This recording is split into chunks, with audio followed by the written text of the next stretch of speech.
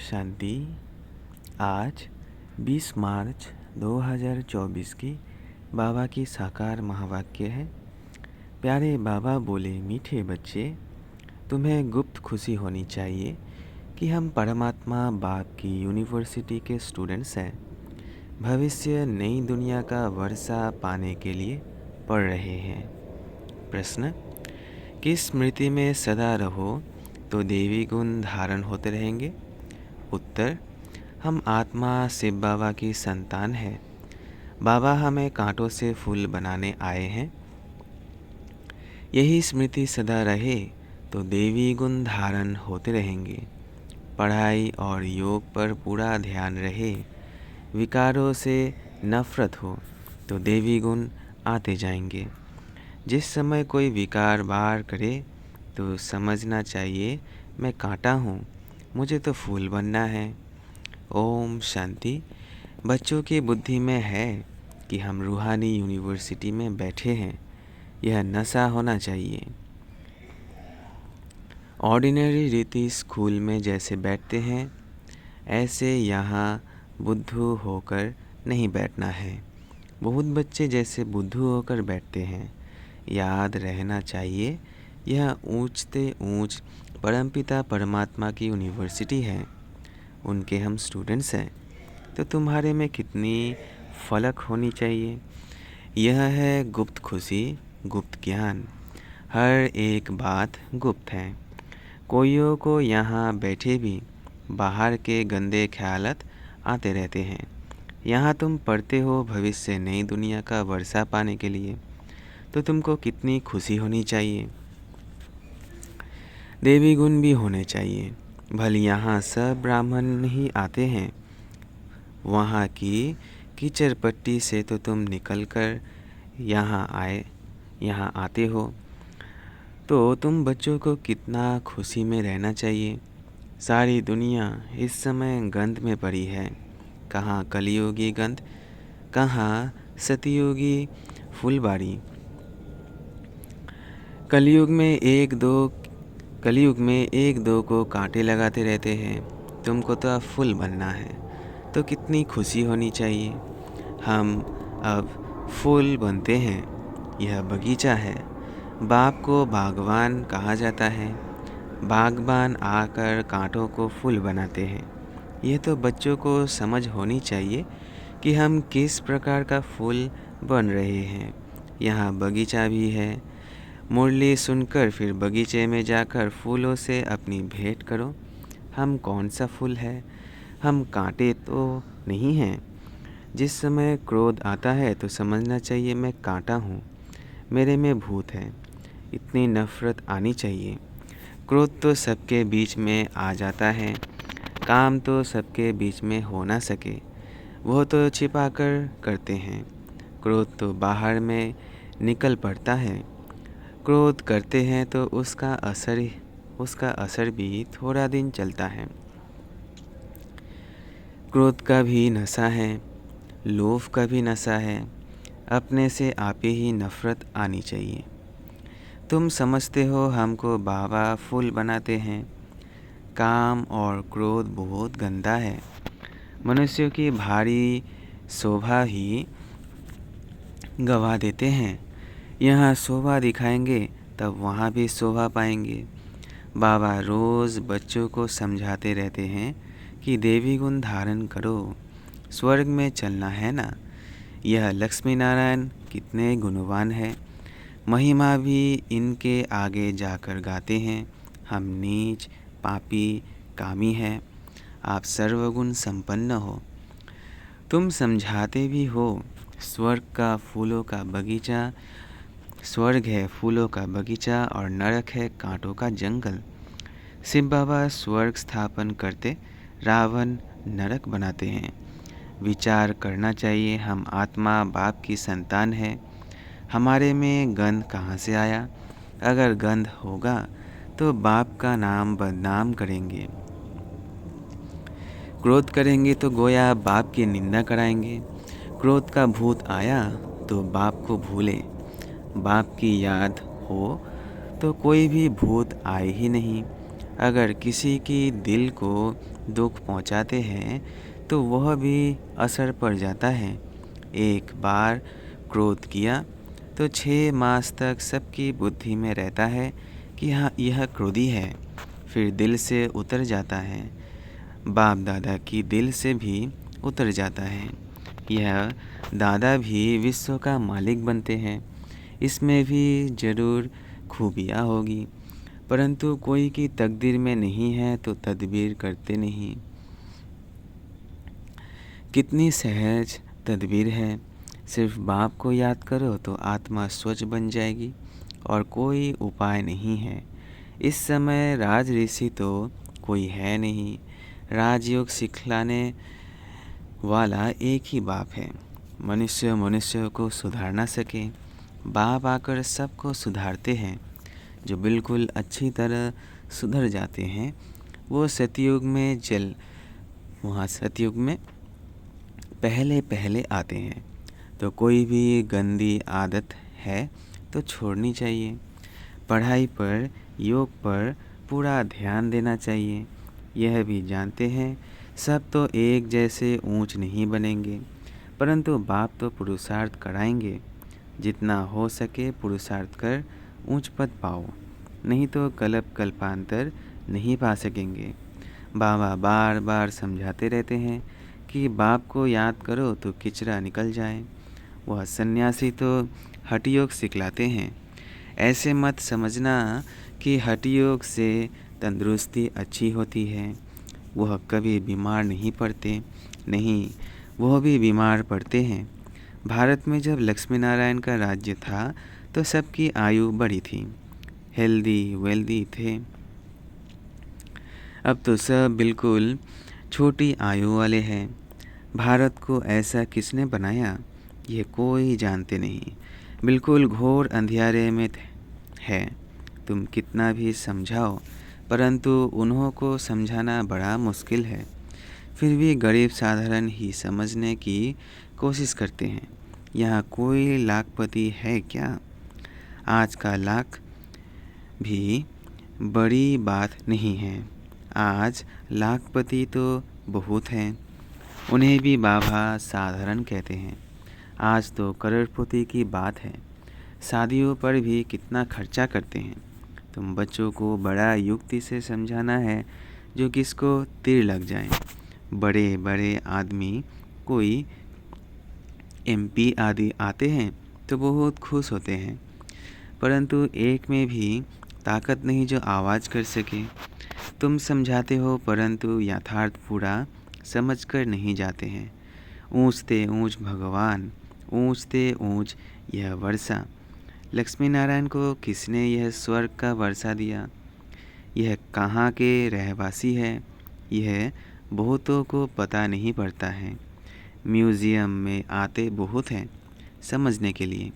सेवा का चांस अच्छा है परंतु योग है नहीं। बाप को याद करे तो प्रफुल्लता भी आए। हम किसकी संतान हैं? कितने बच्चे कायदे सिर पढ़ते नहीं हैं। बाप से योग है नहीं। संपूर्ण तो कोई बना नहीं है, नंबरवार है। बच्चों को एकांत में बैठ बाप को याद करना है। ऐसे बाप से हम स्वर्ग का वर्षा पाते हैं। इस दुनिया में हम ही सबसे पतित बने हैं, फिर हमको ही पावन बनना है। यह अच्छी रीति याद करना है। बाप हर प्रकार की राय तो देते हैं। ऐसे ऐसे करो जैसे क्वीन विक्टोरिया का वजीर गरीब था। रोड की लाइट पर बत्ती पर पढ़ कर ऊंच पद पा लिया। शौक था। यह भी गरीबों के लिए है। बाप है गरीब निवास। साहूकार क्या भगवान को याद कर सकेंगे? कहेंगे हमारे लिए तो स्वर्ग यहाँ ही है। अरे, बाबा ने स्वर्ग की स्थापना की नहीं है, अब कर रहे हैं। बाप को याद करो, पावन तो ज़रूर बनना है। बच्चों को युक्ति करनी है, बच्चों को युक्ति रचनी है। कैसे किसको समझाएं कि भारत का प्राचीन योग सिवाय परमपिता परमात्मा के कोई सिखला नहीं सकते। हठयोग है निवृत्ति मार्ग वालों के लिए। बाप समझाते रहते हैं जब किसका कल्याण होना होगा तो फिर लिखेंगे भी ऐसे।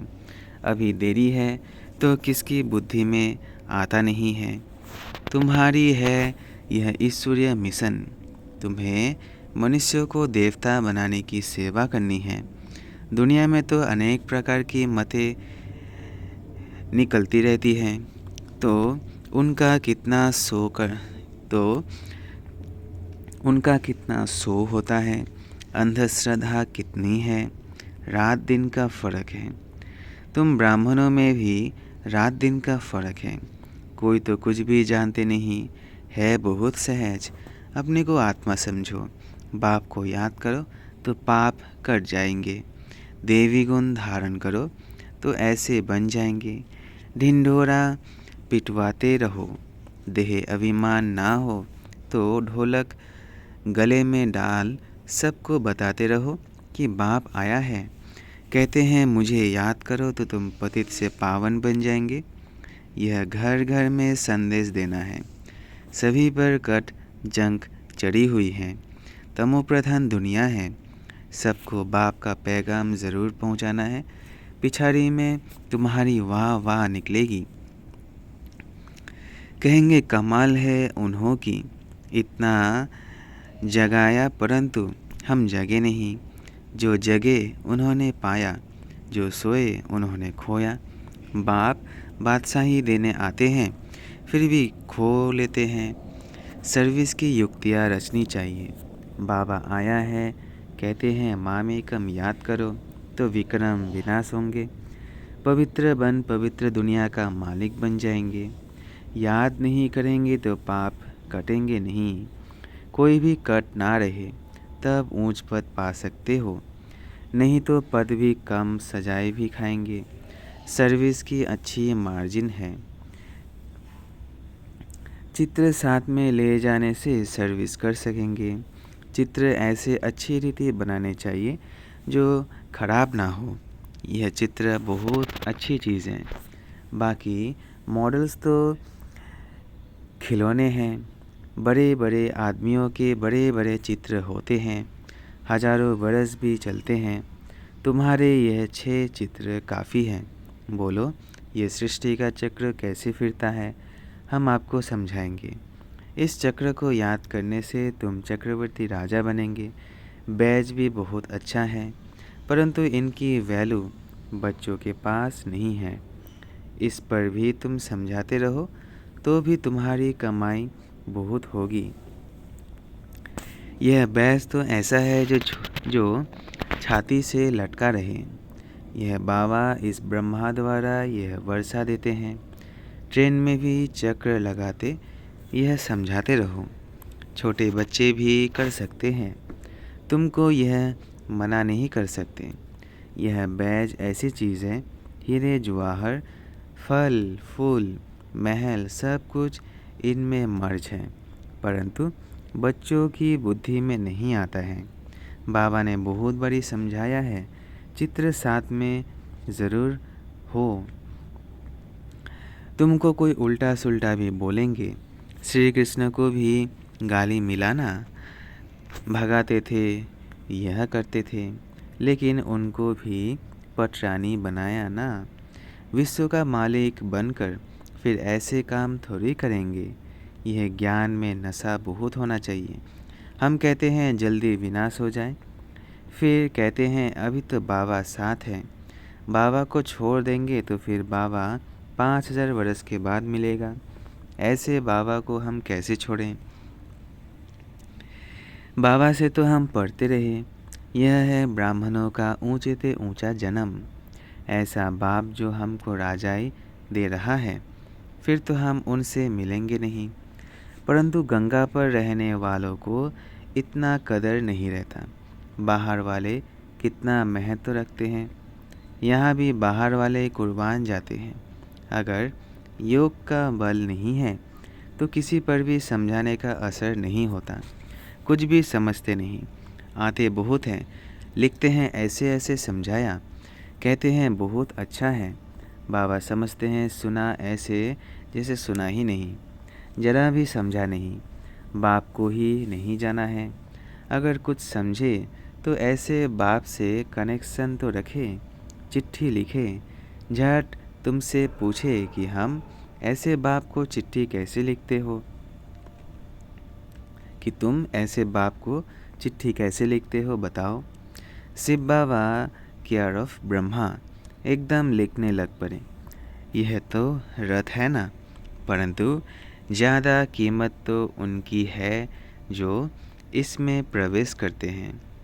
सर्विस करते करते बहुत बच्चों के गले थक जाते हैं, परंतु योग नहीं है तो तीर नहीं लगता है। इसको भी ड्रामा कहेंगे। बाबा को जान लिया तो फिर बाबा से मिलने बिगर रह नहीं सकेंगे।